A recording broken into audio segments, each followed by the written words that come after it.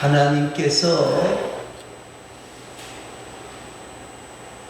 사도 베드로를 통하여서 말씀하시기를 하나님께서 다윗을 왕으로 택하시고 그 이새의 아들을 보면서 내 마음에 합한 자다라고 말씀하셨고, 그리고 그 후손으로 우리의 구주 예수 그리스도를 보내셨다라고 23절까지 말씀에서 말하고 있습니다. 자, 많은 사람들이 이렇게 말합니다. 왜 예수만이 유일한 구원자라 그렇게 말합니까? 하는 질문을 던지게 되어지는데, 그 대답은 성경에서 철저하게 예언되어졌기 때문이다. 그렇게 말씀을 드릴 수가 있습니다.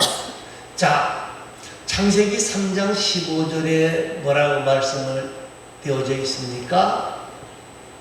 예수님은 누구의 후손이다? 남자의 후손이다? 여자의 후손이다? 여자. 이 말은 무슨 말이죠? 동정녀 마리아에서 탄생하게 되어질 것이다. 그리고 여자의 후손으로 태어날 뿐만 아니라 사단이 여자의 후손의 발꿈치를 상하게 할 것이다. 그런데 그것은 바로 무슨 사건입니까? 사단이 예수님을 십자가에 못 박게 되어질 것이다 하는 사건을 말하는 것인 거예요. 그리고 광야 생활을 할 때 이스라엘 백성들이 노뱀을 쳐다보면 살리라. 그 말은 십자가에 달려 돌아가신 예수 그리스도를 쳐다보게 되어지면, 믿게 되어지면 구원을 얻으리라 하는 사건을 이야기해 주고 있습니다. 자, 그런데 오늘 본문 말씀에 보니까 24절 말씀을 한번 읽어봅니다. 그가 오시기 전에 앞서 요한이 먼저 회개의 세례를 이스라엘 모든 백성에게 전파하니라 그랬어요. 누구를 말하는 거죠? 세례 요한. 그런데 예수님께서 세례 요한에게 뭐라고 말씀하셨는가 하면, 여자가 낳은 자 중에 가장 위대한 선지자다 그렇게 말을 했어요. 여자가 낳은 사람 가운데 가장 위대한 사람이 누구다? 세례 요한. 자, 그러면 세례 요한이 엄청난 일을 했느냐? 엘리야나 엘리야사처럼 이적과 기적을 많이 베풀었습니까? 성경에 보면 세례 요한이 이적과 기적을 베풀었다고 하는 기록이 거의 없어요. 그러면 엘리야나 엘리사처럼 능력을 행하지도 아니했고요. 그리고 또 이사야나 에레미야처럼 하나님의 말씀을 많이 예언했습니까? 많이 예언한 것도 없어요. 그런데 왜 예수님께서 세례 요한을 여자가 낳은 자 중에 가장 위대한 사람이라고 말했을까요? 한번 우리가 생각을 해볼 필요가 있겠죠? 왜 그랬을까요? 주님의 길을 예비한 자. 예, 주님의 길을 예비하는 자이기 때문에 그렇다. 그 말이 맞지만은 예수님을 직접 대면하고 만나고 외치는 선지자가 누구밖에 없어요? 세례 요한밖에 없어요. 이사야도 에레미야도 엘리야도 엘리사도 예수님 봤어요? 못 봤어요? 못 봤어요. 그리고 말라기서 이후에 세례 요한까지 한 400년 동안에는 하나님의 계시가 있었습니까? 없었습니까? 선지자들이 있었어요? 없었어요? 없었어요. 여러분, 구약에 보면 이스라엘 나라가 망합니다. 언제 망하느냐? 주전 585년경에 망해요.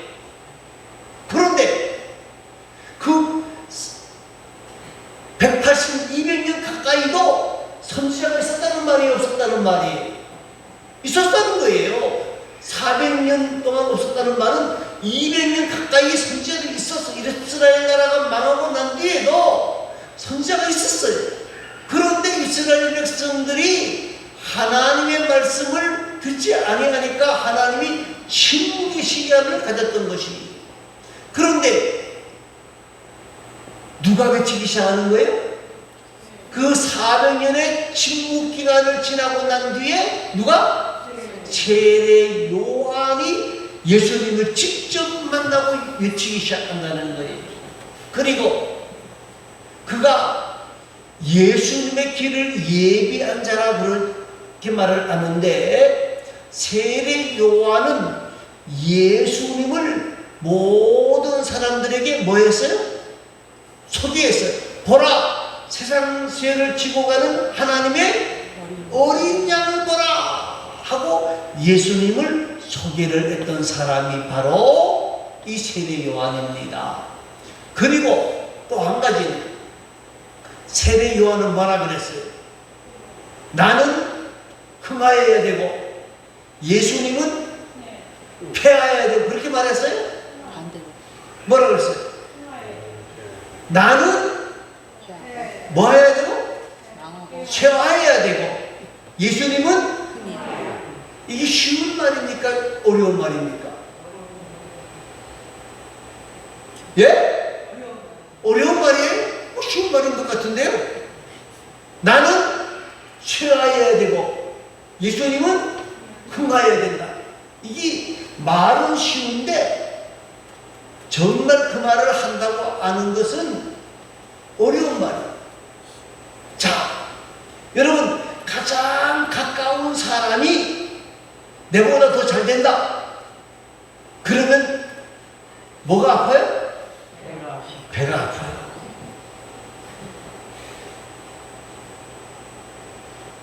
나하고 상관이 없는 사람이 잘 된다 그러면 잘 되겠죠. 그런데 내하고 가장 가까운 사람이 잘 되는 모습을 보면 사람들이 마음이 꼬이기 시작한다는 거예요. 심정이, 마음이 상한다는 거예요. 그래서 배가 아픈 거예요. 그런데 사도 세례 요한은 뭐라 그랬어요? 예수님은 흥하여야 되고 나는 쇠하여야 되리라. 자, 그런데 사람들이 물었습니다. 당신이 우리가 기다리는 메시아입니까? 라고 물었을 때 세례 요한이 뭐라고 대답합니까? 25절을 보시기 바랍니다.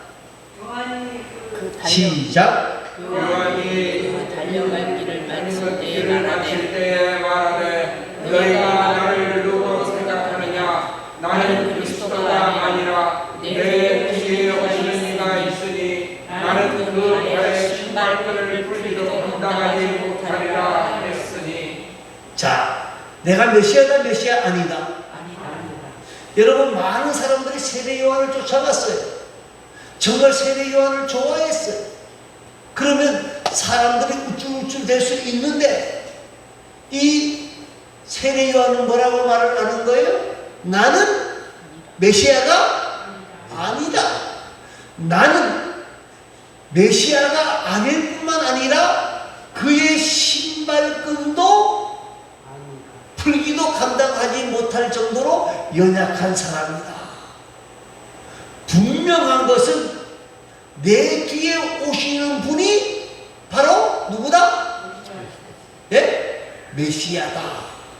여러분, 세례 요한이 여자가 낳은 아이 중에서 가장 위대하다고 말을 하는 것은 그는 자기의 사명을 잊어버리지 아니하고 끝까지 자기의 사명을 잘 감당하면서 예수님의 길을 준비하고 예비했기 때문에 예수님으로부터 그런 칭찬과 상급을 받았다.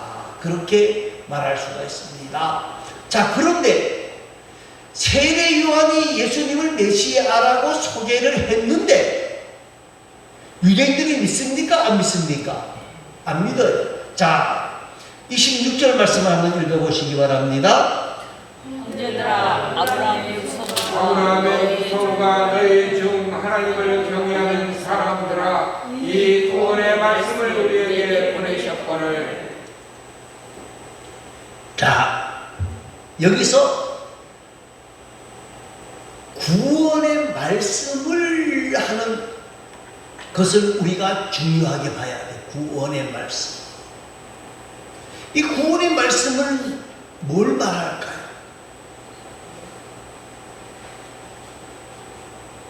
자, 요한복음 1장 14절 말씀이 뭡니까? 말씀이 육신이 되어 우리 가운데 거하시네. 그랬죠? 요한복음 1장 14절 말씀이에요.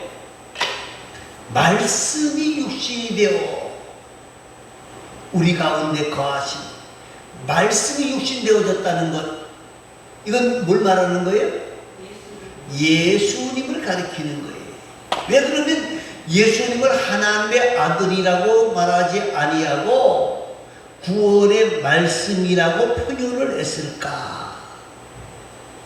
여기에는 유대인뿐만이 아니라 이방인들도 많이 있었던 것 같아요.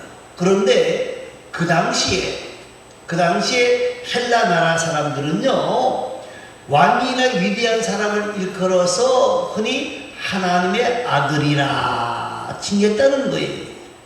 그래서 예수님을 위대한 한 사람으로 알까봐, 여길까봐 예수님을 구원의 말씀이라고 칭했다. 그렇게 보여지는 거예요. 여러분, 세상 사람들도 예수를 압니까? 모릅니까? 알아요. 그런데 예수가 누구냐고 말하면 뭐라고 말해요? 이 땅에 온 4대 성인 중에 한 사람이다. 예수님과 뭐 석가모니와 마호메트와 어떤 사람은 소크라테스 이렇게 공자뭐 여러 말을 합니다만은 4대 성인, 그러면 제일 먼저 성인으로 드는 사람이 누구예요? 예수님이에요. 그런데 그 말은 예수님을 하나님의 아들이라고 인정하는 것이 아니고, 구체적으로 인정하는 것이 아니라 위대한 성인으로 아는 것으로 끝난다는 거예요. 자, 이 우리에게 구원의 말씀을 보내셨거늘, 그 말은 예수님을 메시아를 우리에게 보내주셨다, 그 말입니다. 자, 그런데 27절 말씀부터 읽어보시기 바랍니다. 예루살렘에 사는 자들과 그들을 관리는 이들이 예수와 및 안식일마다 외우는 바 선지자들의 말을 알지 못하므로 예수를 정죄하여 선지자들의 말을 응하게 하였다. 자, 예수님이 메시아라고 하는 것을 분명히 밝혀주고 있는데 유대 사람들이 예수를 영접했다, 영접하지 아니했다. 여러분, 예수님이 이적과 기적을 굉장히 많이 행하셨어요. 죽은 자를 살리는 일도 하셨어요. 병자를 고치는 일도 하셨어요. 그리고 예수님께서 가르친 말씀이 너무너무 많아요. 그런데 이들은 예수 그리스도를 메시아로 인정하지 아니하고 오히려 예수님에게 크게 두 가지의 죄를 씌웁니다. 하나는 뭔고 하면 신성모독죄를 씌웁니다. 신성모독죄가 뭐냐? 예수님이 자신이 뭐라 그래요? 나는 하나님의 아들이다, 인자다, 그렇게 표현을 하셨는데, 하나님의 아들이라고 말했다는 것은 하나님을 모독했다는 거예요. 또 한 가지는 성전 모독죄입니다. 성전을 헐면 며칠 만에? 3일 만에 다시금 세울 것이다 라고 예수님이 말씀하셨어요. 자, 3일 만에 다시 세운다는 말은 예루살렘 성전을 말하는 것이 아니고 뭘 말하는 거예요? 예수님의 부활을 이야기하는 거예요. 그런데 이들은 예수님께서 예루살렘 성전을 3일 만에 다시금 세울 수 있다. 이건 완전히 성전 모독죄다 하고 난리법석을 떨게 되는 거예요. 자, 그들은 예수님을 십자가에 못 박아 죽이시기 바랍니다 하고 난리법석을 떨기 시작하는 겁니다. 그런데 왜 이들이 예수님을 십자가에 못 박아야 된다라고 말을 하느냐? 자신들이 생각했던 메시아관이 틀려졌기 때문에 그래요. 자, 그들은 메시아를 어떻게 생각했는 거냐면 정치적인 메시아를 생각한 거예요. 그래서 모세와 같고 다윗과 같은 메시아를 생각하는 거예요. 그들이 다윗의 후손이라고 하는 말을 인정하면서 그들은 모세와 다윗 같은 사람을 메시아를 구한 거예요. 지금 그들이 어떤 상황에 있습니까? 노마의 식민 생활을 하고 있는 거예요. 그러니까 모세 생각하면 뭡니까? 이스라엘 백성들 어디에서 해방시켰어요? 애굽에서 해방시켰던 그 모세. 그리고 광야 40년 생활을 하는 동안에 하나님이 먹이시고 입히시고 키워주셨지만 그것을 앞에서 행한 자가 누구예요? 모세. 그러니까 모세처럼 우리를 해방시켜 주시고 그리고 모세처럼 이스라엘 백성들을 자기들을 완벽하게 먹여주실 분으로 생각했던 거예요. 다윗 그러면 뭡니까? 모든 주변 나라들을 정복하고 태평성대를 이루었던 왕이 누구예요? 다윗이. 그러니까 예수님께서 오병이어의 기적을 일으킵니다. 오병이어의 기적을 일으키는 모습을 보면서 자, 저 예수님이 메시아가 되면 우리는 먹는 문제 깨끗하게 해결된다. 깨끗하게 해결. 죽은 나사로를 살리고 병든 자들을 고치시고 안진뱅이를 일으키시고 중풍병자를 일으키시고 귀신을 쫓아내는 모습을 바라보면서 우리는 이 예수님이 메시아로 오셔서 우리의 모든 문제들을 다 해결해 주실 것이다. 그리고 이적과 기적을 일으켜서 노마의 군대들을 완전히 쫓아내 버리실 것이다. 그런데 그래서 예수님이 예루살렘으로 들어오실 때 그들은 뭐해요? 환영하죠? 이제 우리가 해방되어진다. 그래서 무슨 노래를 불러요? 다윗의 자손이여 라고 말하면서 종려나무 가지를 꺾어서 흔들고 야단 법석이 난 거예요. 자, 그런데 예수님께서 예루살렘에 들어오셔서 제일 먼저 한 일이 뭐죠? 성전을 깨끗하게. 네? 성전을 성전에 가서 장사하는 사람들의 상을 다 엎어버리셨어요. 그러니까 그 장사하는 사람들의 그 앞에서 장사하는 사람들이 돈 버는 게 아니라 뒤에 누가 있어요? 제사장. 대제사장과 서기관들과 바리새인들이 연결되어 있는 거예요. 그러니까 이 대제사장과 바리새인들의 무리들이 어떻게 해요? 예수님을 십자가에 못 박도록 하는 거예요. 그래서 28절과 29절 말씀을 한번 읽어보시기 바랍니다.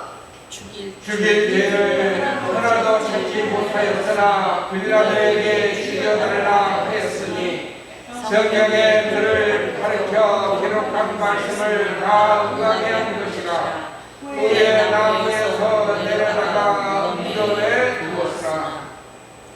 예수님이 죄가 있다 없다? 없다는 걸 유대인들도 알까요 모를까요? 알아요.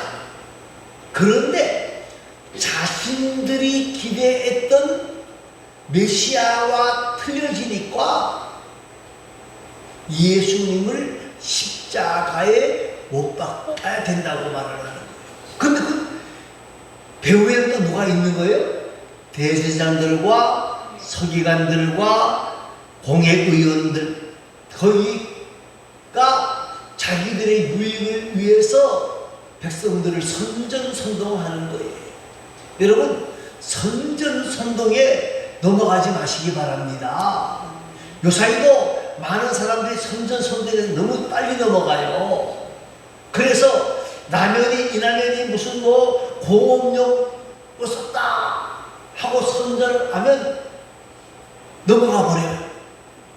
그런데 그게 아니라고 밝혀졌을 때에는 삼양라면에서 어디로 넘어가 버렸어요? 농심라면으로 넘어가 버리고 말았어요. 그런데 삼양라면으로 입맛이 다시 돌아옵니까? 안 돌아옵니까? 안 돌아옵니다. 이건 하나의 예입니다. 아니면 말고. 근데 사람들은 아니면 말고 하는데 자꾸 이야기하면 그게 사실처럼 들려지는 거예요.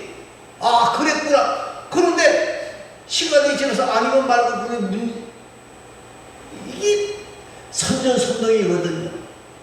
특히 정치하는 사람들이 선전선동에 능한 사람들이에요. 우리가 속지 말아야 돼요. 자, 그런데 이제 어떻게 되는 거예요? 예수님은 6번의 신문을 받습니다. 종교재판을 3번 받고 정치적인 재판을 3번 받습니다. 그런데 빌라도가 3번을 재판을 했는데 3번을 하면서도 죄를 발견했습니까? 발견하지 못했습니까? 발견하지 못했어요. 그래서 나는 이 사람에게 죄가 없는 것으로 보여진다 하고 이야기를 하는 겁니다. 그랬더니 아닙니다. 이 사람을 십자가에 못 박아야 됩니다 하고 대제사장과 서기관들과 바리새인과 공회의원들이 뒤에서 막 선동을 하니까 백성들도 그렇습니다 하고 이야기를 하는 거예요. 그때에 이 빌라도가 여러분 명절이 되어지면 특별히 죄수 하나를 사면하는 법이 있는데 바라바라고 하는 악독한 녀석이 있습니다. 아마 제가 보기에 살인을 해도 여러 번 저질렀던 것 같아요. 바라바라고 하는 사람하고 이 예수라고 하는 사람하고 누구를 놓아줄까요? 그렇게 말하면 사람들이 그 악독하고 못된 누구? 바라바를 놓아달라는 소리를 안 할 거다. 그렇게 생각한 거예요. 그런데 누구를 놓아달라고 그러는 거예요? 바라바를 놓아달라고 그래요? 예수를 놓아달라고 그래요? 왜? 바라바를 놓아달라는 거예요. 그러니까 이 빌라도가 또 망설이는 거예요. 그랬더니 뭐라고 이야기하죠? 대제사장들의 무리들이 뭐라고 이야기해요? 만일에 당신이 예수를 십자가에 못 박지 아니하면 우리는 로마 황제 가이사에게 당신의 이 사건 처리를 어떻게 하겠다? 고발하겠다. 그러면 당신은 가이사의 충신이 아닙니다 하고 선언을 받게 될 겁니다. 그러니까 빌라도가 가이사에게 충신이라고 하는 소리를 들으려고 예수님을 십자가에 못 박도록 허락을 하는 거예요. 그런데 이것은 우리가 잘 아는 것처럼 성경의 글을 가르쳐 기록한 말씀을 다 응하게 한 것이라. 다 응하게 한 것이라.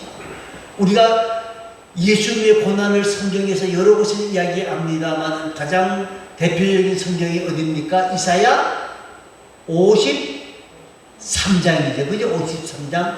그가 찔림은 우리의 허물을 인함이요 그가 상함은 우리의 죄악을 인함이라. 이 모든 것들이 예언의 성취라고 하는 거, 성취다. 예수님은 갑자기 나타나신 분이 아니라 구약 성경에서 창세기서부터 예언했던 그 예언이 차례차례 이루어져서 이 땅에 오신 분이고 그 예언대로 고난 받으시고 십자가에 달려 돌아가셨고 무덤에 들어가셨다는 거예요. 자, 그런데 30절 말씀이 뭐죠?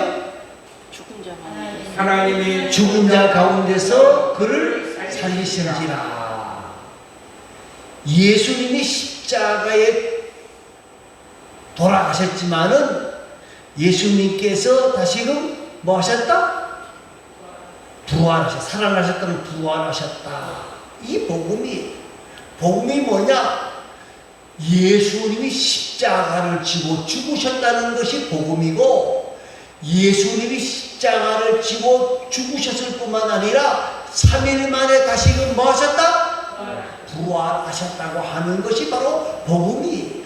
예수님이 부활하심으로 우리의 죄의 문제가 해결되어지고 죽음의 문제가 해결되어지고 지옥의 문제가 해결되어지고 우리 모두가 하나님의 자녀가 되는 복을 만나게 되어졌다 하는 것을 여러분 기억하시기를 바랍니다. 자, 그러면 이제 31절 결론적인 말씀입니다. 31절을 읽습니다. 갈릴리로부터 예루살렘에 함께 올라간 사람들에게 여러 날 보이셨으니 그들이 이제 백성 앞에서 그의 증인이라. 자, 증인이라는 말은요 법적인 용어죠. 증인의 말은 법적인 효력이 있습니다. 요사이 인사청문회를 하는데 인사청문회 할 때 뭐 하죠? 증인 선서를 하죠. 그죠? 거기서 거짓이 되면 어떻게 해요? 나중에는 처벌을 받아야 된다. 그렇게 되어 있어요. 자, 그런데 헬라어로 이 증인은 마루투스라고 하는 말인데 증인이라는 말과 순교라는 말이 거의 같은 말이에요. 그 말은 뭐예요? 증인이라는 말과 순교라는 말이 같은 말이라는 말은 증거한다고 하는 것은 죽을 각오를 가지고 말하는 것이다. 그 말이에요. 그런데 여러분 부활에 대해서 많은 증인들이 있다는 거예요. 성경에 보면 부활에 대한 증인들을 소개를 합니다. 여러분 부활에 대한 증인 제일 첫 번째 증인이 누구죠?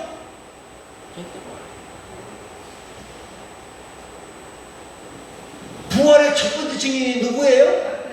막달라 마리아를 비롯한 여인들이. 두 번째 증인들이 누구죠? 예? 제자들. 그죠? 제자들에게 여러 번 보여주셨잖아요. 또 있어요. 누구죠? 엠마오로 행하여 가던 두 제자. 12제자가 아닙니다. 두 사람. 그리고 또 있죠? 누가 증인일까요? 사도 바울. 그뿐만이 아니라 예수님께서 승천하실 때 몇 명이 보셨다? 네? 120명은 더 돼요. 500여 문도들에게 보여주셨다. 그랬죠? 그 500명 가운데에 예수님께서 예루살렘을 떠나지 말고 내가 약속하신 것을 기다리라 하고 믿고 기다린 사람이 몇 명이요? 120명이지. 그 부활하고 승천하신 모습을 본 사람들은 몇 명? 500명이 넘어요. 그 말은 무슨 말입니까? 증인이 완벽하게 있다는 거예요. 그리고 그것을 어떻게 알 수 있느냐? 쟤네들이 달라진 걸 보면 알 수 있어요. 대제사장들과 바리새인들이 베드로에게 요구한 내용이 뭐예요? 다른 얘기 다 해도 좋은데 예수님이 부활했다고 하는 말만 하지 말아라. 그러니까 베드로가 뭐라 그래요? 무슨 말이냐? 사실인데 내가 이것을 증언하지 아니하면 내가 하나님을 기쁘시게 하는 자가 될 수 없다. 나는 사람을 기쁘시게 하는 것이 아니라 누구를 기쁘시게 하겠다? 하나님 강력하게 이야기하는 모습을 보면 분명하다는 거예요. 사랑하는 성도 여러분, 오늘 우리의 구세주는 누구밖에 없다? 예수밖에 없다.